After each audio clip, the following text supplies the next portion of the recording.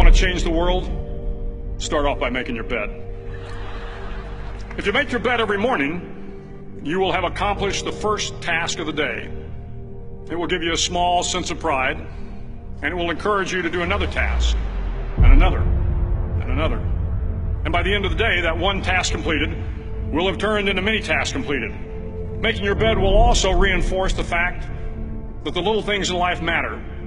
If you can't do the little things right, you'll never be able to do the big things right. And if by chance you have a miserable day, you will come home to a bed that is made, that you made. And a made bed gives you encouragement that tomorrow will be better. To pass SEAL training, there are a series of long swims that must be completed. One is the night swim. Before the swim, the instructors joyfully brief the students on all the species of sharks that inhabit the waters off San Clemente. They assure you, however, that no student has ever been eaten by a shark, at least not that they can remember. But you are also taught that if a shark begins to circle your position, stand your ground. Do not swim away. Do not act afraid. And if the shark, hungry for a midnight snack, darts towards you, then summons up all your strength and punch him in the snout, and he will turn and swim away. There are a lot of sharks in the world. If you hope to complete the swim, you will have to deal with them. So if you want to change the world, don't back down from the sharks. Over a few weeks of difficult training, my SEAL class, which started with 150 men, was down to just 42. There were now 6 boat crews of 7 men each.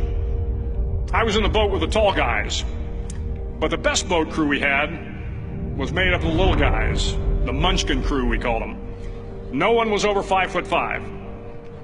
The Munchkin boat crew had 1 American Indian, 1 African American, 1 Polish American, 1 Greek American, 1 Italian American, and 2 tough kids from the Midwest.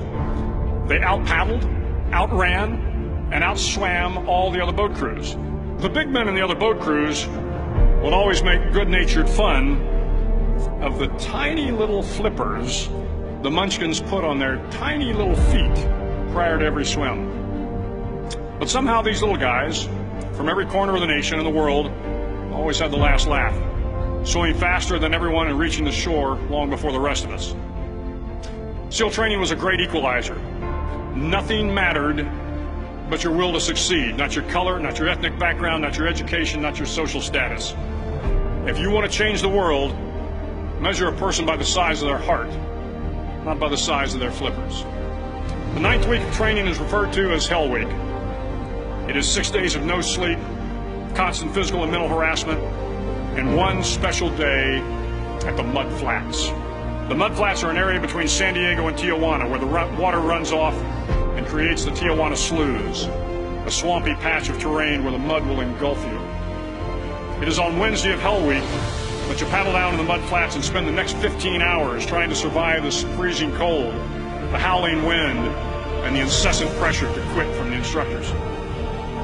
As the sun began to set that Wednesday evening, my training class, having committed some egregious infraction to rules, was ordered into the mud. The mud consumed each man till there was nothing visible but our heads.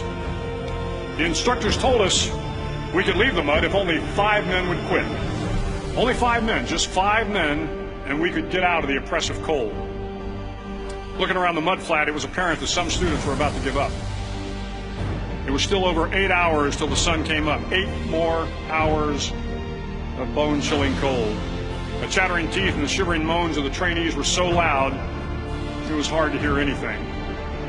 And then one voice began to echo through the night. One voice raised in song. The song was terribly out of tune, but sung with great enthusiasm.